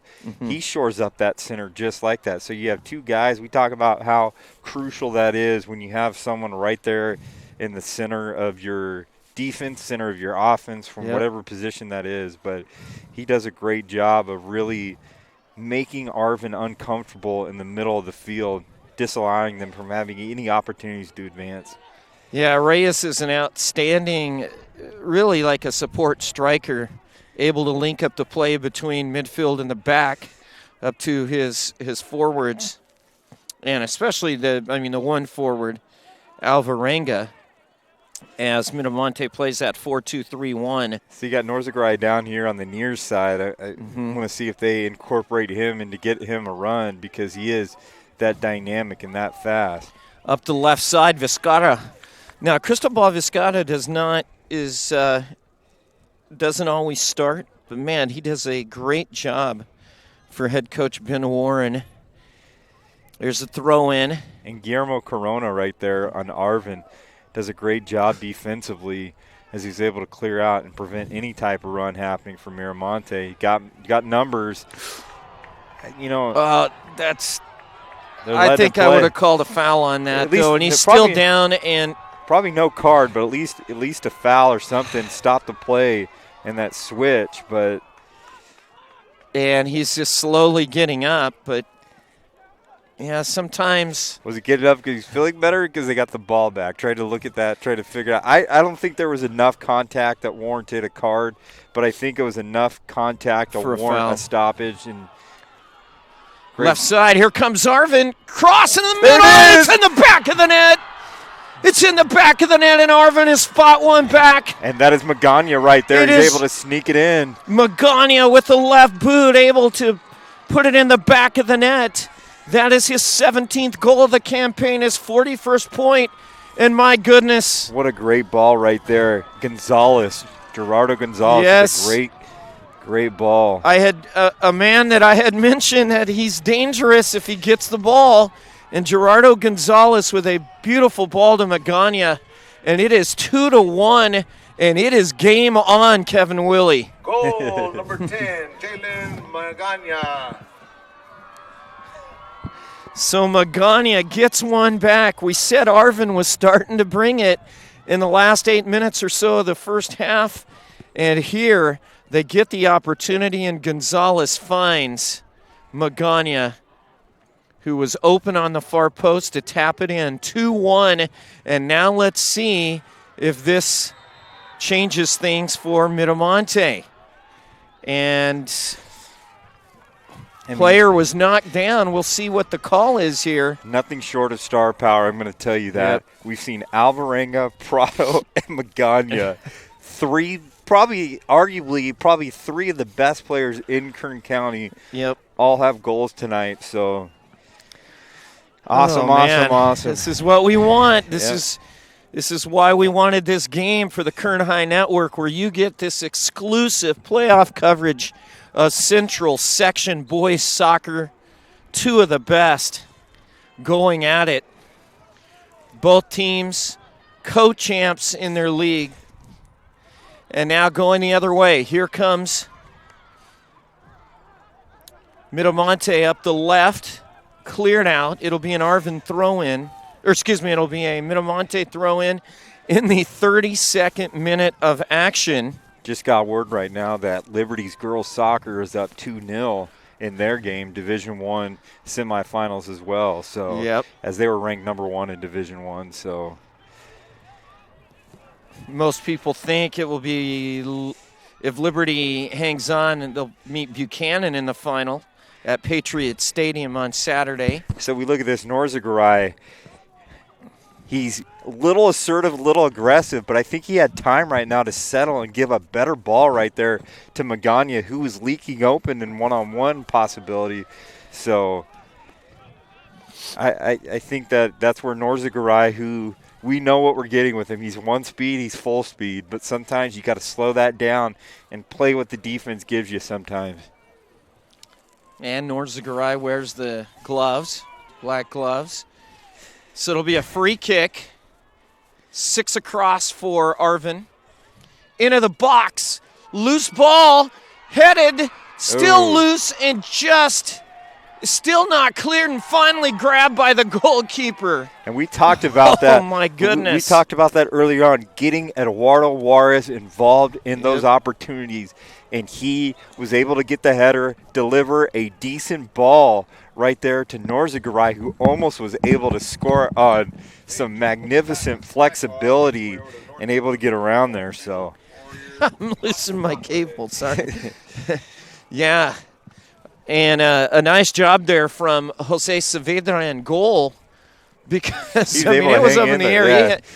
He was taking some bumps there too. And Norzagaray had a powerful shot right there that he was able to sneak it in there. So long ball to the middle, off the goal kick. Arvin throw in 2-1, 29th minute. Stars on display here for both sides. This is the kind of playoff game you expect, and you expect the big guys to step up, like Jonathan Alvarenga, just a sophomore with a goal and assist, and the senior, Rodolfo Prado, the center, the heart of Miramonte. And on the other side, of course, you have Jalen Magana, who picks up the first goal on a beautiful assist from sophomore Gerardo Gonzalez. And then, as you mentioned, Ramiro Juarez asserting himself, looking to do more. Into the middle. Bumped off the ball. And those unforced errors right there as Norzagaray, isn't able to control the ball as it goes out of bounds. Those little things start to add up. There's 28 minutes plus left in this game, and every little possession matters, every little air matters, every little extra momentum boost matters. And this little run right here, Norzagaray is able to get out there and get the throw in. Yep. Every touch vital right now. 2-1. Up the right side, Chance, and overran the ball on that right side. He's got some numbers. He's got the middle of the field open, and he's working on that left side, and I don't blame him because the left side is where Magana's at. But yeah, Calderon up on that right side. Just overran it a tad, and now Arvin try to get it back to midfield. Here they come. I love that Arvin has come out and responded. They could settle down a little bit. I think, to me, these next, obviously the next 27 minutes are crucial, but I think it's that next 17 minutes, if they can get a goal and have 10 minutes where it's kind of a 0-0 game, that they can get in there and just settle down. But here's Norzagaray into the box. 2 defenders on him. Keeps it in play. Nice ball through. Still loose. Ooh. Bicycle. And a great move there by 21, Francisco Garcia. Ricardo Avila was hanging right out there from Arvin, right there in the middle. Ooh. Loose ball, and great defense right great defensive play by number 2, Jesus Salazar. He might have saved the bacon there. Yeah, but I think there's a piece of cement right there that looks like grass that he just slid right into. I mean, by the time winter, it's the grass is pretty hard right here, and it's cold, and he's able to slide right there, and that's got to be a nice strawberry going up and down his leg there probably tomorrow. So throw in Miramonte, looking for that third goal in the 26th minute. Arvin has gotten one back. It is 2-1. Rick Hudgens, Kyle Wiley, Kevin Willie. Just elated to be here tonight. Love the cold weather and love the soccer. I got to say, we've had every game that we've covered just dynamic, special things. I mean, we've looked at Arvin do well, and we haven't even talked about Mia Ontiveros' 6-goal effort that came on there. Yeah. That's a once-in-a-lifetime top thing. But absolutely, she's making a bid for the top player. Our team of excellence, we're going to definitely have one for soccer, for wrestling, for basketball. We got a lot to cover. So, player of the year, team of excellent teams, and all that. So, got numbers. Got to have a better ball, got to lead him out just a little bit more on that. You got Magana in the middle of the field. You got to give him his one-on-one opportunities. Guzman. That's Magana. Arvin is really pressing, put on the pressure, but back the other way comes Miramonte. Ball over the top, looking for Alvarenga. And nice job. Way to get settled back on defense. Unforced error right there. Yes. Holy cow. But a throw in, and you can tell, man, Jesus Salazar has been in a battle tonight. You mentioned that when he hit that spot in the ground, he came down extremely hard. I got to tell you what, this defensive unit for Arvin has really kind of stepped up and played really well ever since the first few minutes where they gave up 2 goals. But they've overall had a pretty nice game for the Bears. Here's the throw in on the left side. Miramonte with it, trying to fight through. Nice job. And that will be a throw in for the Lions.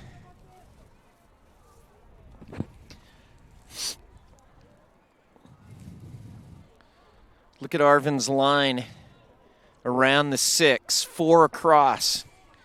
Trying to defend this throw-in. And running into a wall there is Alejandro Guzman, and it went off him. So a throw-in for the Bears. That's just an unforced error right there. I mean, we talked about it often enough that they got to take better care of the ball, especially in those little moments like that, and not give Arvin an opportunity to get back into this game, as they're going to probably look for Magana right here so he can get his touches and does what he does, just so effortless in his ability to pass the ball to his teammate. And that is another beautiful ball to Gerardo Gonzalez in the middle. He put it right into a spot where there were 2 Bear players, but neither one of them could get it, and now back the other way comes Miramonte. Boy, this is Fast Break City. It's like doing basketball right now. Absolutely. Ricardo Avala's had a pretty solid game right there in the middle. He's done a good job as he's able to kick that ball out of bounds. But into the 23rd minute, Arvin trying to settle along the back there is Rosales.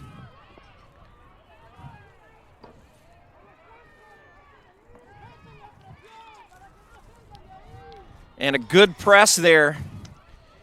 And a takeaway momentarily. And now Miramonte has it near midfield.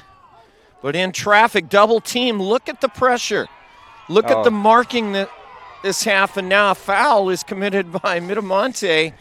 And it will be a free kick for Arvin. I got to say this, earlier on I was saying Eduardo Juarez for Arvin, but it's actually George Rosales, number 5. Their tall defender right there with the hair and the captain badge on there, one of their captains. Yep. He's the one that's the real difference on those set pieces. And so he's I think they're going to look for him right here. Free kick into the box. They go right at him. Headed down, loose ball, turning, and nobody there on the right side. Race for the ball. And I think underestimated himself right there and was a little insecure in his approach. I think he had an opportunity where he could take a shot on goal, but instead he was looking for his teammate. Yep. Unselfish play. But you never know here. You turn, you might get a deflection. We've seen it happen before. Strange things happen, especially in cold weather. 21st minute, still 2-1. The advantage to the Miramonte Lions, the number 2 seed in Division 4. The Arvin Bears, runner-ups last year, wants an opportunity to get back to that Valley final, Central Section final, against either Orosi, the number 5 seed, or the number 1 seed, Lindsay. Right here, these next 10 minutes, I think, are absolutely crucial. Yep. If they can get on that board. That there is 20 minutes left in the game, but now Arvin with a little press, and there's the steal on the right side. Here's Luis Lopez, but nice job. Great job. Now up for Alvarenga. It's a foot race. And Alvarenga fought off the ball. No, Alvarenga gets it back now, crossing to the middle and just cleared. Anywhere will do. It'll be a throw-in for Miramonte. I tell you what, Antonio Garcia defensively has really had a good game against Alvarenga. Yep. We haven't really called his name a whole lot in this second half or at the end of the first half as he was getting those runs early, but he's done a great job shoring that up. Yep, he's a senior anchor. 3-year starter and the defensive leader for head coach Noah Weber. Into the box. Alvarenga knocked down. Still down. Scramble for the ball. Arvin has it. Out to the right. Playing it through the middle. Adam Fajardo is a large individual right there. And be able to have that size and shore it up. And one thing I like about Fajardo, he's playing great defense, but I look down here on the far side and you see number 5, Prado, one of their best players, getting back on defense and being committed to that just to make sure that his teammates aren't left behind, that they have defenders back there. Nice job. Look at that cross all the way over. Header. Ooh. And just tapped away. That was Norzagaray on the far post. Ooh. And just knocked away by Saavedra. What a beautiful ball, too. Had his opportunities and a great crosser right there. I mean, it's been consistent right there as they are definitely the aggressors. Ramiro Juarez with a beautiful cross to the far post, nearly put in by Norzagaray. We're in the 19th minute. Here's the corner. Headed out. See, I'd like to see it be a little bit higher right there for Magana. Get that ball up there, give his taller teammates a chances. Ooh, Norzagaray tried to skip past. Now it's a foot race. Alvarenga chips it, and it's in the back of the net. Oh, my goodness. And you hear in the back that it's Are you kidding me? What a sophomore sensation with the chip. Out hustling the defender and then chipping it past the goalkeeper, Juan Medina, to make it 3-1. Will that be the decisive goal that will send Miramonte into the D4 final? We still have just under 18 minutes. What a brilliant strike. His second of the match. That is his 74th point of the season and his 31st goal. And Arvin, who was sinning everything at Miramonte, got back in it, had a chance to tie it, and has not been able to do it. Now finds himself down 2 again. But here they come. Gerardo Gonzalez, the left footer, trying to cross it in. Good defense there. But Arvin gets it back. Now a long shot, blocked up in the air, and it will be a free kick for Arvin. I believe that was a handball against Miramonte. So a free kick in a dangerous spot. You know who's kicking it in right now. It's got to be Magana that's kicking it off. Are you sure? Yeah. I think if I'm him, I'm going to be aggressive, being that close if you can. I know it's cold, but just because our toes are cold right now doesn't mean his are. Nope. And I think you go upper right V on this and take a chance to go in there, as I think he's moving him to the left a little bit. I still think you go right at the goal and try and score if I'm Magana. 3-man Miramonte. Wally tried up and over to the near post, and that one just went over the crossbar. Have to do it every time. You got to go right at there, aim it when your best player has an opportunity. Yep. Without question, those free kick opportunities can be the great equalizers. 16th minute, 3-1. Miramonte the advantage. Looking for a trip against Lindsay in the D4 final, but Arvin really needs to come back and show their mettle. They've played such an outstanding second half, and really a latter part of the first half is when they came on, but missed some opportunities, and now down by 2. Out to the right. Here's Luis Lopez, lost it. Miramonte back through the middle. Here's 17, Alejandro Guzman. Out to the left, Omar Reyes. Reyes, nice footwork. Cross. Oh. Boy, that nearly went into the far post. Medina's a little lackadaisical right there. He's just assuming that's going over there, but when you got the star power that this Miramonte Lions team has, you can't take anything for granted. Yep. Absolutely. And we're not talking about 6'4", 6'5", 6'6" goalkeepers here. I mean, that's a lot of a lot of net to cover.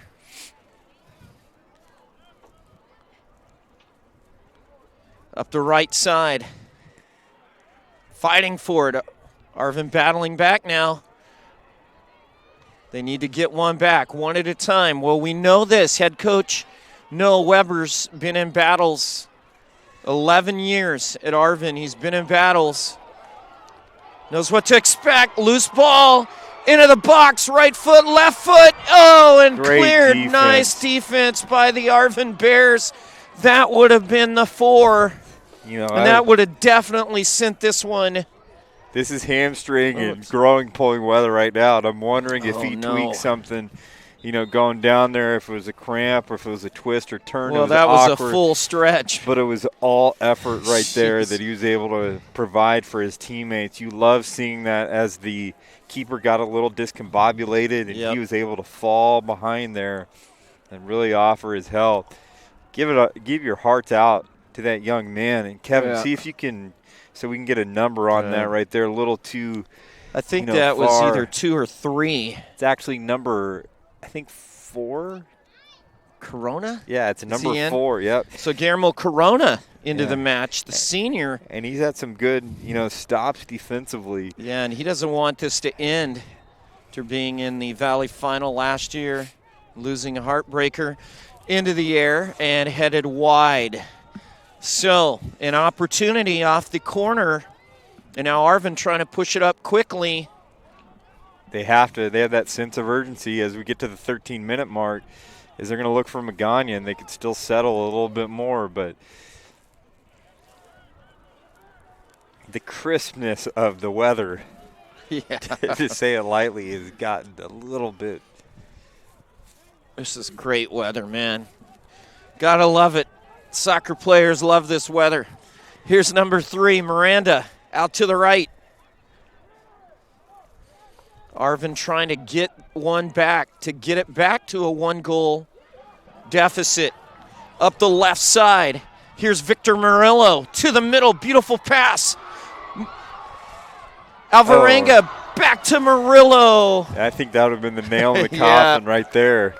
And I would have just keep going off the Alvarenga ticket right there. Is you got to keep him going one-on-one. I know he had a great ball and a great pass right there, but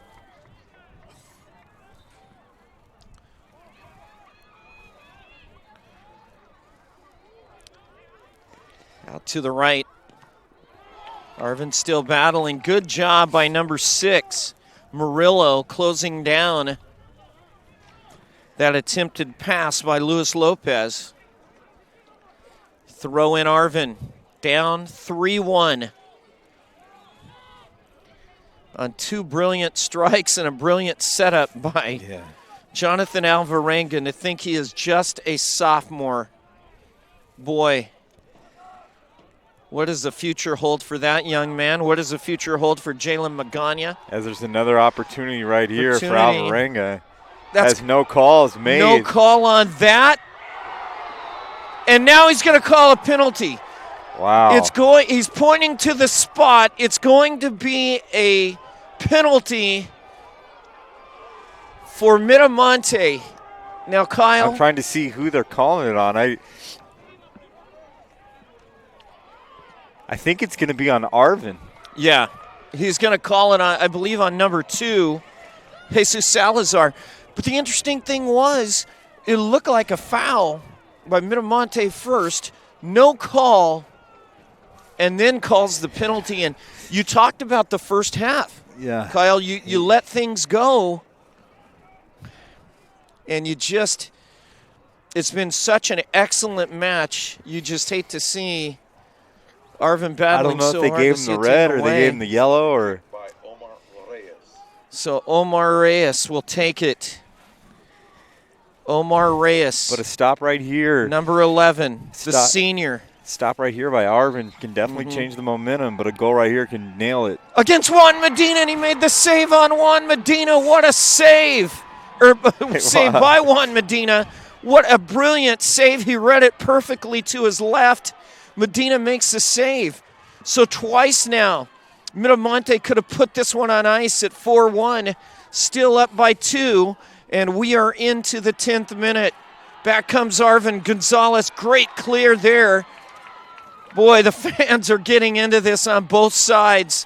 What an exciting semifinal. And now throw in for Miramonte.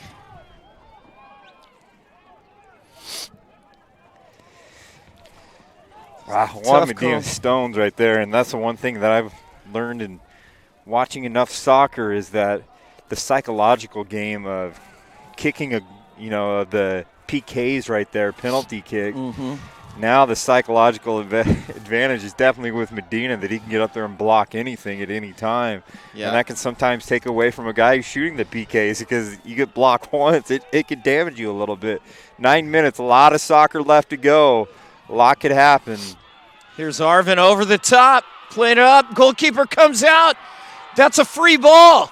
If Arvin can get a shot away into the box.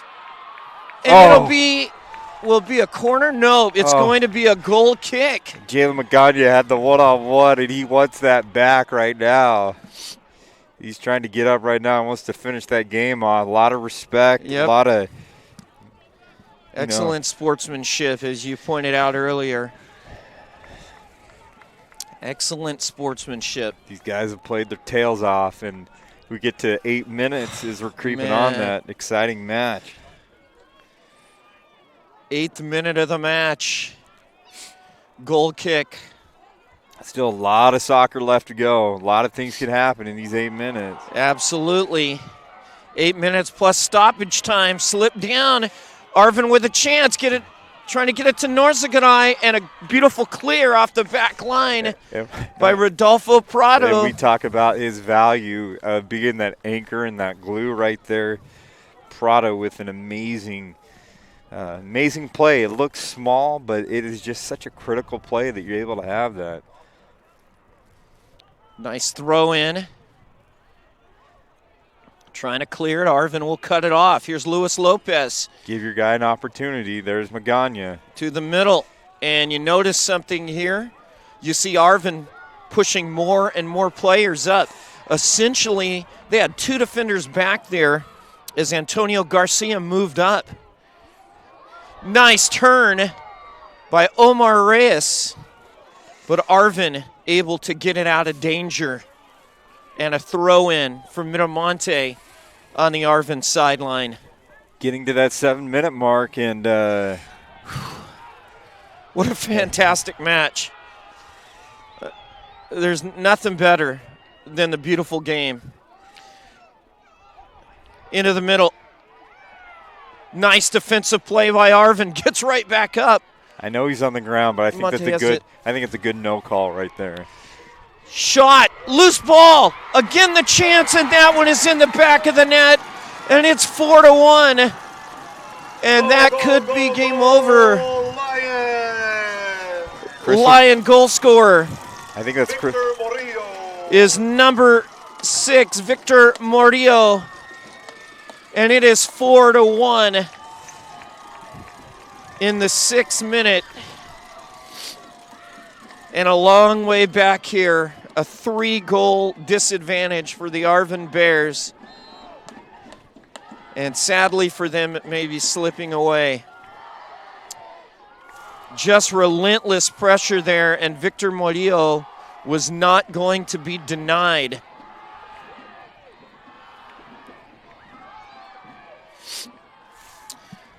Well, Kyle, that's why you play for one of the top 2 seeds to get that bye, to get that home field advantage.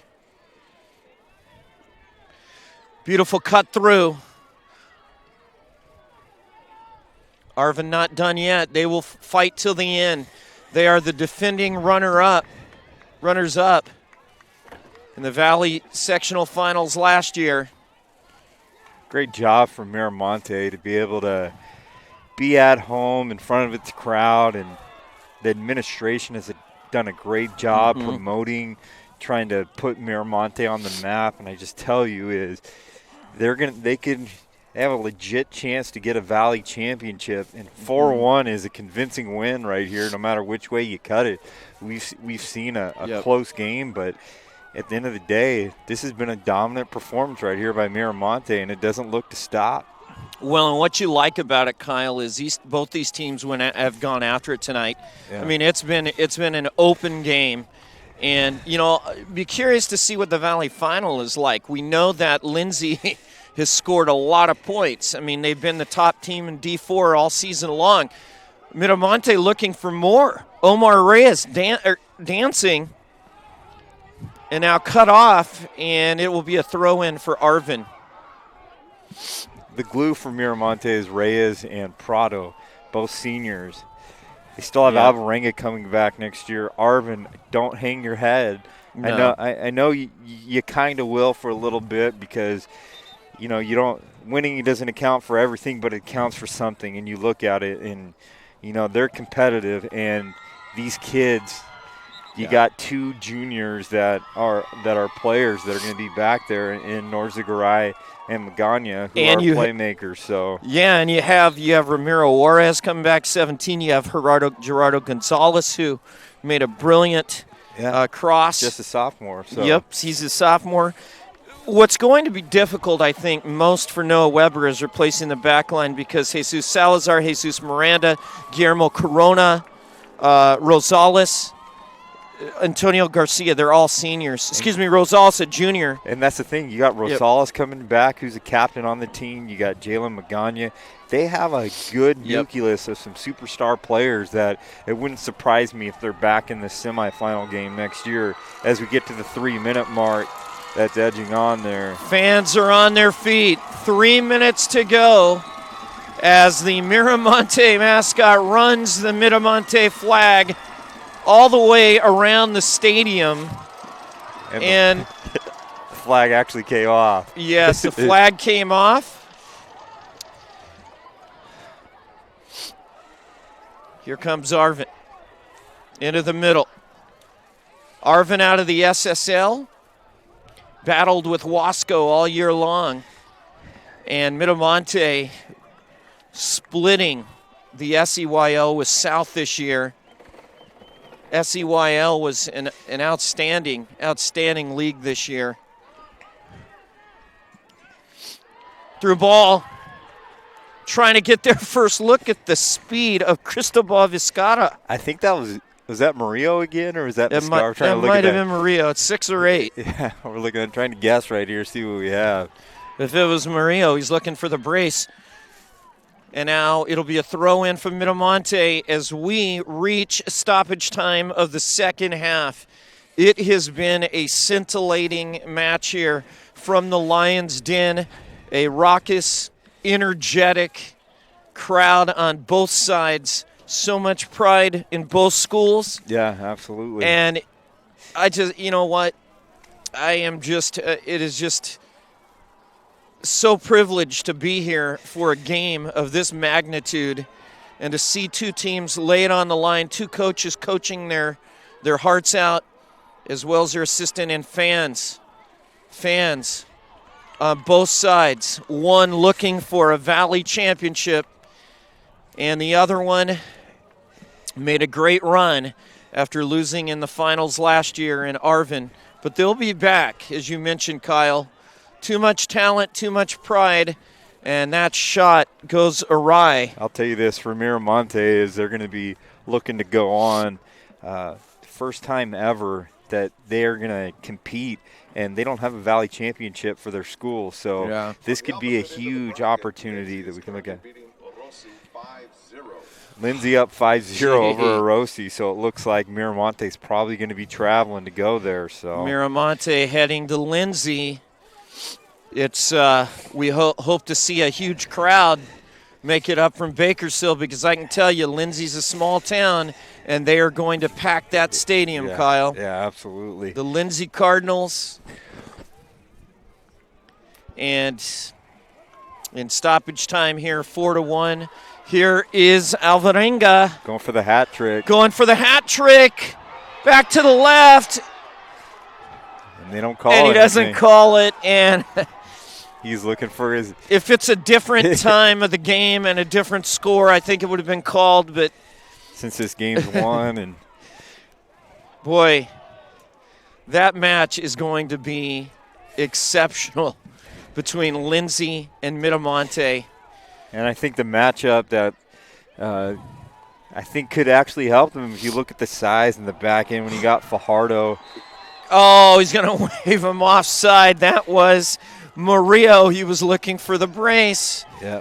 You know, And now we've got some exchanges, some unpleasant exchanges. It's been such a well-played match. And yes, the refs have let a lot of it go. But both teams have played so hard and fought so valiantly that you don't want to see this to happen at the end of a match. We know they're rivals, but we don't want to see this happen.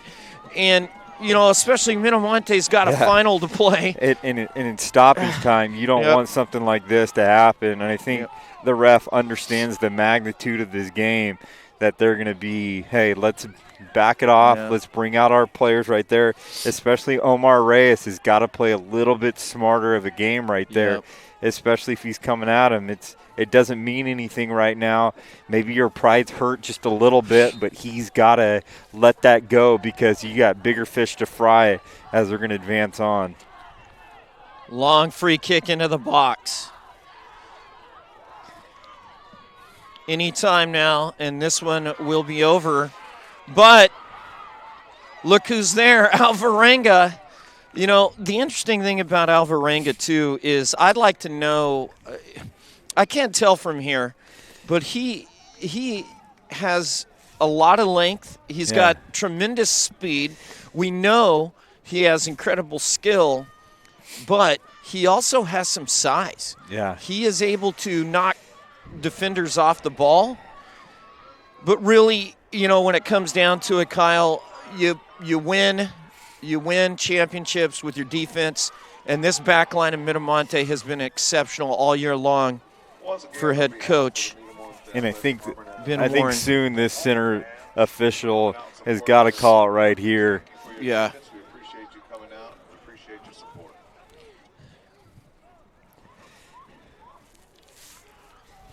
Need some gloves next time we do this. My hands are getting a little frozen right here. Yep. Ball being knocked around. So for the seniors, such as number 2, Jesus Salazar, number 3, Jesus Miranda for Arvin, number 4, Guillermo Corona, number 6, Daniel Cruz, number 9, Ricardo Parra, number 11, Kevin Ochoa, number 13, Santiago Escueda, number 14, Leo Gallardo, Number 16, Ricardo Avila. Number 18, Luis Lopez. Number 21, Anibal Orozco. And let's 23, get that centers. Sergio Juarez. 24, Antonio Garcia. 44, Roberto Ventura. Ventura, it has been a great run. We wish you all the best, seniors. Great job, Arvin. You fought valiantly. But tonight, it belongs to the Lions. And the roar is louder than ever, Kyle. Yeah. So the final score from the Lions' Den, 4-1 in favor of the Miramonte Lions. They defeat the Arvin Bears, their local rival, in an exceptional match. Jonathan Alvarenga with a pair of goals and an assist, and goals for Victor Murillo, as well as Omar Reyes. And for Arvin, the lone goal scored magnificently by Jalen Magana. So, player of the match. We got to talk about it. We're going to bring Kevin Willie in here first. Kevin Willie, my main man. Who's your selection for Tony's Pizza player of the match? Well, I'm no soccer aficionado. This is the first. We know that. This season is the first time I've even watched a whole soccer match. So, but the score really doesn't say anything about this game because Arvin just played a heck of a game. Yeah. And they just didn't have the luck. Yeah. And, I mean, they had some problems here and there with some of the passes, and that ball seemed to bounce a lot this time. Yeah. It did. And that really hurt them. But I think I'm going to throw my vote in for Alvarenga. There's a lot that went on with some other players to get those balls to him. Yeah. But that last goal that he scored was just, it was so far away. And like I said, I'm no soccer player, but to hit a goal from that far and get it past the goalkeeper, that he's an amazing player, and to think he's just a sophomore, Kevin. You know, we got a lot more games. In the sake of it being 15 degrees out here, I'm going to echo what Kevin said. A lot of great players out there. Yep. Got to give it up to Prado. You got to give it up to Omar Reyes. They had great games.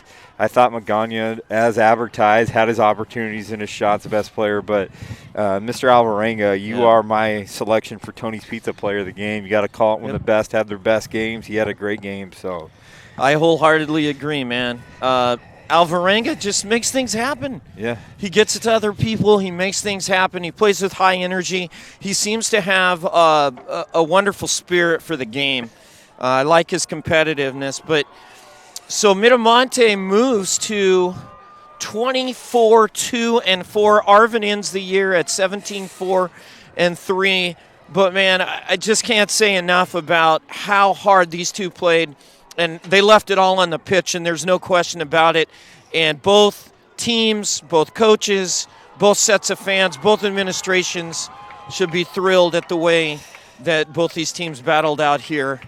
And congratulations to Ben Warren and his staff. You think you're cold. You just didn't get that Gatorade dumped on you. Oh, gosh.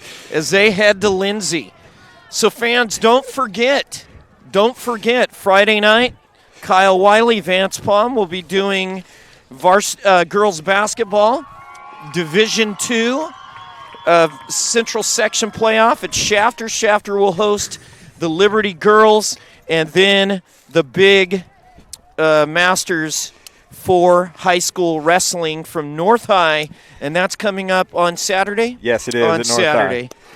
So for our outstanding Kevin Willie, for my incredible broadcast partner Kyle Wiley, it's Rick Hudgens saying so long from Miramonte, where the Lions are heading on to the Division IV Central Section Final by virtue of their 4-1 win over local rival Arvin. Congratulations, and we wish you all the best in the Valley. Bring one home for Kern County.